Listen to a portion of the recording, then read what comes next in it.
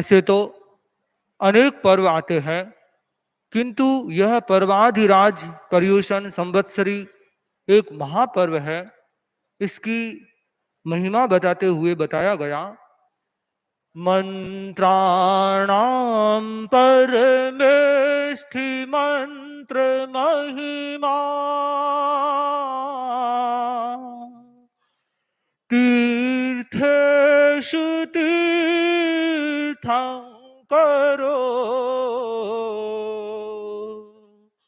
दान प्राणिदया गुणेषु विनयो ब्रह्मव्रतेषु व्रतम् संतोषो नियमे तपस्सु च क्षमः सत्येषु सद्दर्शनम् सर्वेषु उत्तमपर्वसु प्रगदित श्रीपर्वराजस्तथा श्रीपर्वराजस्तथा। कहा गया कि जिस प्रकार मंत्रों में परमेष्ठी मंत्र नौकार महामंत्र श्रेष्ठ है, जिस प्रकार सभी तीर्थों में तीर्थंकर श्रेष्ठ है, जैसे दानों में अभय दान सर्वश्रेष्ठ है, गुणों में विनय श्रेष्ठ है, व्रतों में ब्रह्मचर्य श्रेष्ठ है, नियमों में संतोष श्रेष्ठ है और सब तपों में उपशम तप श्रेष्ठ है, सत्यों में सद्दर्शन अर्थात यथार्थ के प्रति श्रद्धान रूप जो सत्य है वह श्रेष्ठ है, उसी प्रकार सभी पर्वों में श्री पर्वराज ये पर्युषण पर्वादिराज संवत्सरी महापर्व श्रेष्ठ बताया गया है। यह पर्व एक सामान्य लौकिक पर्व की तरह नहीं, अपितु एक महान लोकोत्तर पर्व है। और यह पर्व इस रूप में बता सकते हैं कि यह पूरे जैन समाज के लिए एक कुंभ स्नान महाकुंभ स्नान की तरह है। जिस प्रकार वैदिक परंपरा में कुंभ महाकुंभ की परंपरा है, किंतु जैन समाज के लिए कितने बड़े गर्व की बात है कि उनके यहाँ पर प्रतिवर्ष यह महाकुंभ स्नान का महान पर्व संवत्सरी महापर्व आता है, जिसमें व्यक्ति अपने भीतर की अंतःकरण की समस्त व्याधियों को मनोकायिक बीमारियों की सिद्धि करके उनकी चिकित्सा कर सकता है। इस प्रकार यह संवत्सरी महापर्व एक चिकित्सा का भी महापर्व है, जिसमें व्यक्ति अपने भीतर जो द्वेष रूपी ग्रंथियां हैं, द्वेष रूपी ईर्ष्या रूपी कैंसर की ग्रंथियां हैं, उनका ऑपरेशन करके उनको निकाल करके एकदम स्वस्थ महसूस करे, इस रूप में यह संवत्सरी महापर्व आया है। तो इस महापर्व की महिमा सार्वकालिक और सार्वदेशिक है, पहले भी थी, वर्तमान में भी है और भविष्य में भी इस महान पर्व की महिमा बनी रहेगी। इस संवत्सरी को हम ऐतिहासिक दृष्टि से भी जाने कि इसका ऐतिहासिक दृष्टि से भी क्या महत्व रहा है।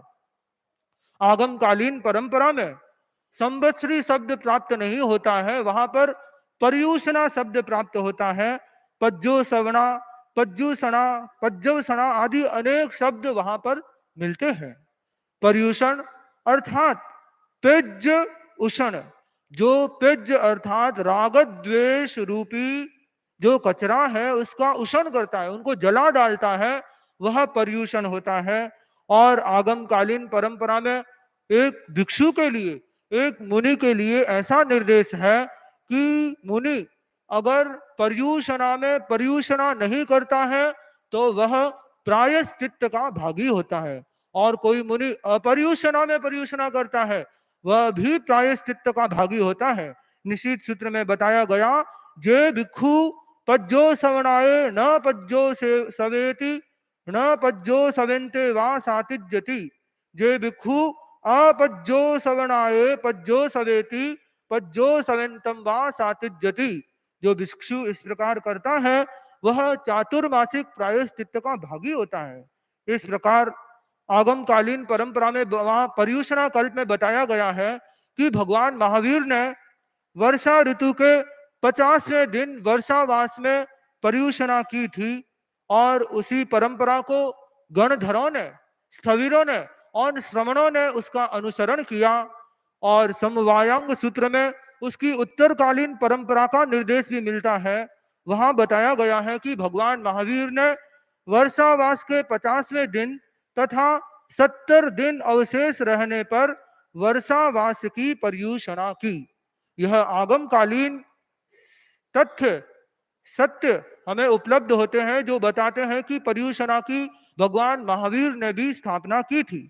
भाष्य और चूर्णीकालीन परंपरा जो और प्राचीन परंपरा है उसमें भी इस पर्यूषणा के संदर्भ में कई निर्देश मिलते हैं।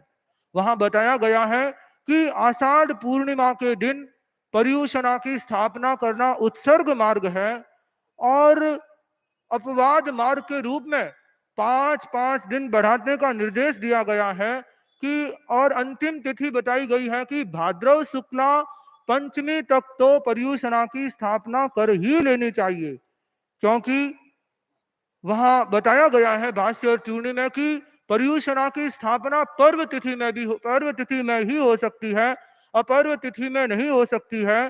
ताहे भद्रवया जन्नस्य पंचमी पज्जो सवंती। पंच भाद्रव शुक्ला पंचमी तक तो पर्यूषणा की स्थापना कर ही लेनी चाहिए।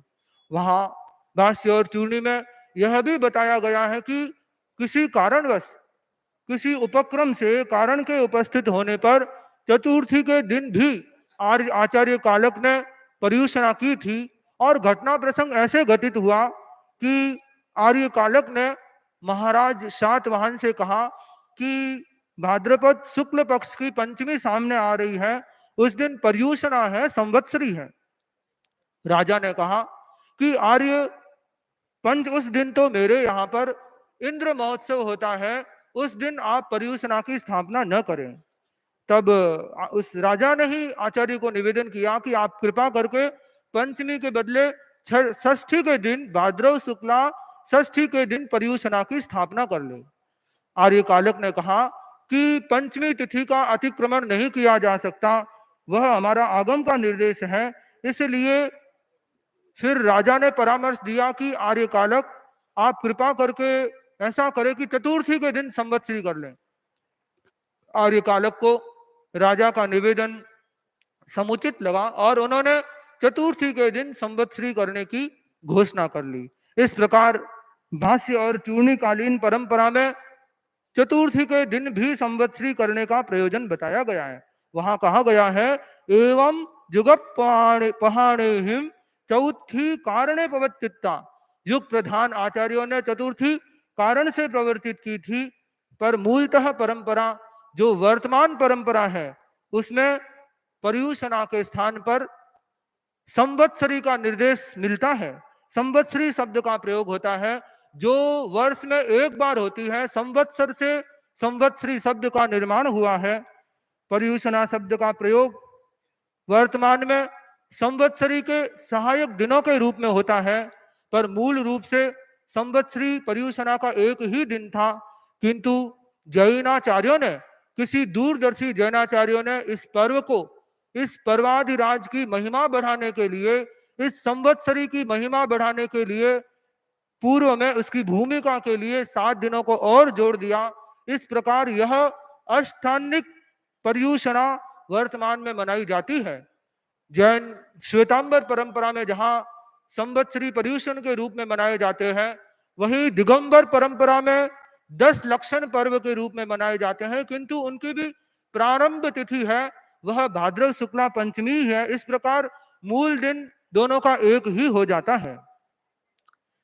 भगवान 24 तीर्थंकरों के काल में भगवान अजित से लेकर पार्श्व तक की परंपरा में अस्थित कल्प की परंपरा थी, किंतु भगवान महावीर का शासन और भगवान ऋषभ का शासन, जहाँ स्थित कल्प की परंपरा थी, वहां पर वर्षा काल में पर्यूषणा करना एक अनिवार्य रूप में बताया गया है कि वर्षा हो या ना हो, वर्षावास में पर्यूषणा के समय जो प्रथम तीर्थंकर और अंतिम तीर्थंकर के शिष्य है, वे पर्यूषणा की स्थापना करते हैं।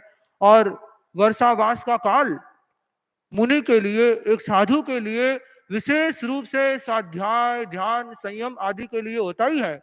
उसके साथ साथ श्रावक समाज के लिए भी यह चतुर्मास का काल एक विशेष धार्मिक आराधना का काल बन जाता है। भगवान महावीर के तीर्थ में मंगल होता है। मंगल के लिए ही हम लोगों ने इन दिनों में सुना, तीर्थंकर चरित्र के रूप में आचार्यों का चरित्र भी हम सुनेंगे और परम पूज्य गुरुदेव के पावन मुखार बिंद से हमने भगवान महावीर का एक आद्योपांत जीवन दर्शन सुनने का हमें महान अवसर मिला। ऐसे महान आचार्य के मुखार बिंद से इस रूप में हमें जो तीर्थंकर चरित्र सुनने का अवसर मिला, वह भी अपने आप में एक मंगल ही था। आगम में ऐसे निर्देश मिलते हैं कि पर्यूषणा की इतनी महत्ता है कि इस पर्यूषण के दिन, संवत्सरी के दिन, कोई भिक्षु जे भिक्षु पज्जो सवणाए इत्तिरियम आहारम आहारेति आहारेंतम वा सातिज्यति, जो भिक्षु इस पर्यूषण के दिन एक सिक्त या तिल तुस त्रिभाग मात्र या एक चिमटी मात्र भस्म जितना भी अगर आहार या पानी ग्रहण करता है तो वह आज्ञा की विराधना करता है, वह चतुर्गुरु दंड का भागी होता है। इस प्रकार इस दिन का आगमकालीन परंपरा, भाष्यकालीन परंपरा आदि से भी बहुत महत्वपूर्ण स्थान बताया गया है। यह पर्यूषणा की परंपरा वास्तव में हम सब के लिए एक ऐसा दिन है जिस दिन हम अपने भीतर को पवित्र कर सके, अपने आप को शुद्ध कर सके और अपने आप को निश्चल्य बना सके। और इस संवत्सरी की एकता की दृष्टि से भी परम पूज्य आचार्य महाश्रमण जी ने एक बहुत बड़ी घोषणा की थी।